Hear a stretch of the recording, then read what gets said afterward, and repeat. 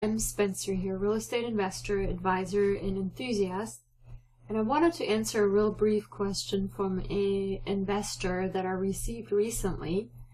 And in fact, he is actually going to be a home flipper. That means he buys houses at a discount, remodels and fixes them, and then sells them for a profit, and then keeps the profit. So the question that I received from this person is, what is the deal with VA loans for flipping? How does that work? And the reason he's asked me this is because I have previously mentioned that I have two properties that I'm using as rental properties that are financed by VA loans. Now, I'm not a veteran, and I've never been in the military or have anything to do with the military. However, when one of those houses that's currently a rental house, I have purchased with my then husband, who was in the military, and he had a actually the way the VA loans work is it's just any bank can give you a VA backed loan. You basically go to the way it works, I believe, is you basically go to the bank, you say, hey, I'm a veteran, do you have any VA loans that you have for me? And so the underwriter then becomes the VA authority or the VA office.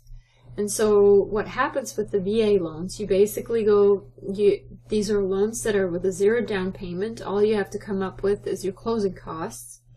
A lot of times the closing costs can be financed into the loan, so you can actually finance these loans with zero money down, completely zero money down, which is very beneficial. However, and one of the things that are a caveat with these kinds of loans is that you have a certain credit line that you have to be under. In our case, I believe it was $300,000, and so the first home that we purchased was $150,000, and then the second one that we purchased was also $150,000. So we were able to buy two homes under this VA umbrella for both of these homes, and the amounts aren't really actually very big, so you can't just go and buy $1 million house with zero down payment on a VA loan. It doesn't work that way.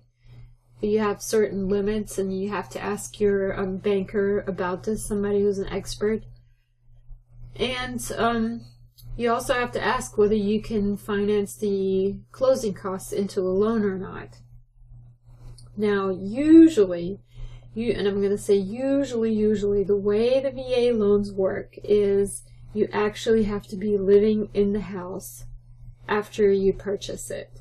So these are for people, not for investment properties, but these are people buying houses that they're actually going to live in themselves. So you can't, I don't believe the rules have changed. I need to check on this. I haven't verified this. VA loans are not intended for investors, or else, all kinds of veterans would go and buy with VA-backed loans, buy all kinds of properties, and it would be a big mess because obviously the way rental properties work, when they're financed, you have to have 20% down. You can't just go to the bank and say, I want to buy this investment house and I want you to pay 100% for it. It doesn't work that way. And especially not since our mortgage crisis, these things have changed. Back in the day, maybe like 10, 15 years ago, there were banks that would loan against investment property 100% if you had an excellent credit and you were a strong borrower. But the things aren't working this way anymore. So the reason that I have VA-backed loan rental properties is because these are houses that I've purchased to live in, and I've actually lived in them for many, many years until job situations and circumstances have changed, and then I moved. But I usually do not sell any houses. Whenever I have houses, I hold on to them and keep them as rental property if it's feasible. Most times it's feasible in the areas where I live. So basically, the way this works is that both of the properties that were financed by VA loans, VA-backed loans, were actually purchased with the intention of me living there. And I've actually lived there, not just the intent, you actually have to live there for a while. Now, if you own these houses for a couple years and your life changes and you have to move someplace else and you decide to keep the houses as rental properties, the VA is not going to come after you and tell you, well, hey, now you're not living there anymore, you can't rent it, you have to sell it. They're not going to do that. As long as you pay your mortgage and it's current and you pay your taxes, your insurance, you can pretty much do with it whatever you want. It's not like they're going to come after you and chase you down and make you pay off the loan or get rid of the house just because you're not living in there.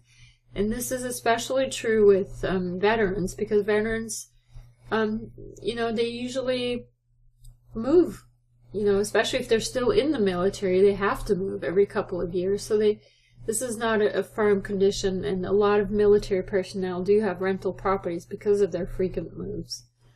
So for more information on VA loans and how VA loans work and how you can use a VA loan for rental property, go to my website. It's www.juliamspencer.com. Download your free guide to real estate investing and sign up for your free newsletter, and I'll be sending you tips like this almost every day. Have a great day and happy investing. Thank you. For your free guide to real estate investing, visit juliamspencer.com.